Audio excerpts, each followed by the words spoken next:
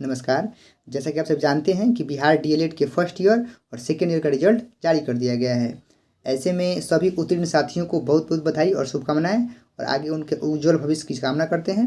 दोस्तों, आप लोग अब आगामी सीटेट का एग्ज़ाम देकर अच्छे मार्क्स से क्लियर हुइए और जो बहाली की प्रक्रिया आने वाली है उसमें शामिल होकर जल्दी से टीचर बन जाइए, जिससे आपकी कुछ आर्थिक स्थिति भी सही होगी और आप देश की सेवा में भी जुट जाइएगा। दोस्तों, कुछ अभ्यर्थी ऐसे भी हैं जो 1, 2 या 3 विषय में कुछ मार्क्स से असफल रह गए हैं। तो दोस्तों, उनको भी घबराने की आवश्यकता नहीं है।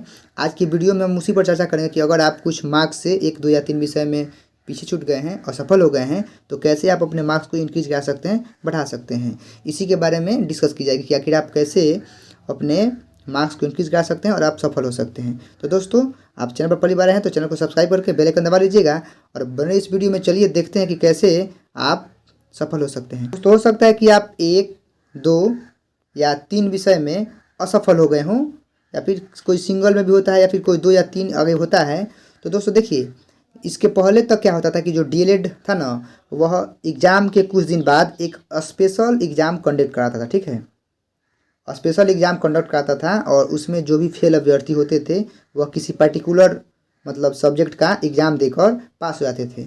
लेकिन पिछले बार से क्या किया है, स्पेशल एग्ज़ाम को बंद कर दिया है। तो दोस्तों, मैं आपको बता दूं कि जब आपका रिजल्ट आया है ना कल, तो रिजल्ट के मुश्किल से 2 से 3 दिन बाद एक स्क्रूटनी का फॉर्म आएगा। ठीक है, स्क्रूटनी का फॉर्म आएगा और उस स्क्रूटनी के फॉर्म को आपको फिलअप करना होगा।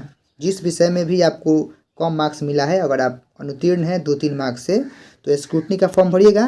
और देखिएगा दोस्तों, जो स्क्रूटनी का फॉर्म होता है, अगर आप एक विषय का चेक कराना चाहते हैं, उसमें क्या होता है, आपका मार्क्स इंक्रीज होता है। अगर गलती से टाइपिंग मिस्टेक है या फिर कुछ है, आपका नंबर नहीं चढ़ा है, तो आपको कर देगा, आपका नंबर बढ़ जाएगा। तो इससे क्या होता है कि अगर उसका जो फ़ी है लगभग 160 रुपये से लेकर 200 रुपये तक होता है पर कॉपी। ठीक है, अगर आप एक सब्जेक्ट का जांच करना चाहते हैं तो आपको इतने रुपया पे करना होगा। इसी प्रकार आप देख सकते हैं कितने में आपका कम है।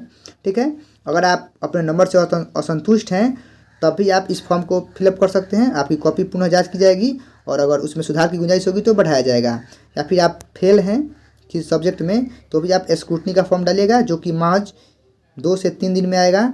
और उसकी जानकारी भी मैं अपने चैनल के माध्यम से दे दूंगा कि कैसे उसको क्या भरना है। तो समझिए कि स्क्रूटनी का फॉर्म अप्लाई कीजिएगा, जो कि 2 से 3 दिन के अंदर आएगा और उसमें आपकी कॉपी की पुनः मूल्यांकन किया जाएगा कि कहीं नंबर मिस्टेक से तो नहीं चढ़ गया है या कम या बेसी कुछ ऐसा हो गया है, तो उसको सुधार किया जाएगा। और अगर उसमें नंबर आपका बढ़ जाता है तो आप उत्तीर्ण हो जाइएगा। और स्क्रूटनी का फॉर्म भरने के बाद भी अगर आपने स्क्रूटनी का फॉर्म भर दिया और उसका भी रिजल्ट आया और उसके बाद भी आपका अगर नंबर इंक्रीज नहीं होता है, तो समझिए अब आपके पास दूसरा ऑप्शन ये बच गया कि आपको पुनः 1 साल वेट करना होगा।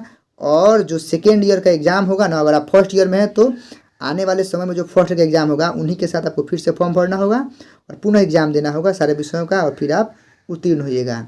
या फिर अगर आप सेकेंड ईयर में अभी हैं और उसमें कहीं आपको क्रॉस लगा है, तो आने वाले डीएलएड का जो एग्ज़ाम सेकेंड ईयर का होगा उसी में आप फॉर्म भरिएगा और आप अपना एग्ज़ाम दीजिएगा और उत्तीर्ण हो जाइएगा।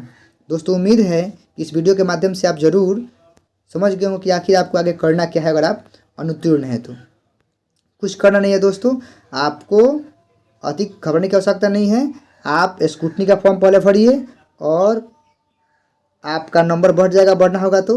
अगर वैसा भी नहीं होता है तो आप आने वाले समय में एक बार अपने कॉलेज से मिलिएगा, कॉलेज से पता कीजिएगा और बाकी फॉर्म भर के आप उत्तीर्ण हो सकते हैं। तो दोस्तों, इस वीडियो में बस यही बातें थी।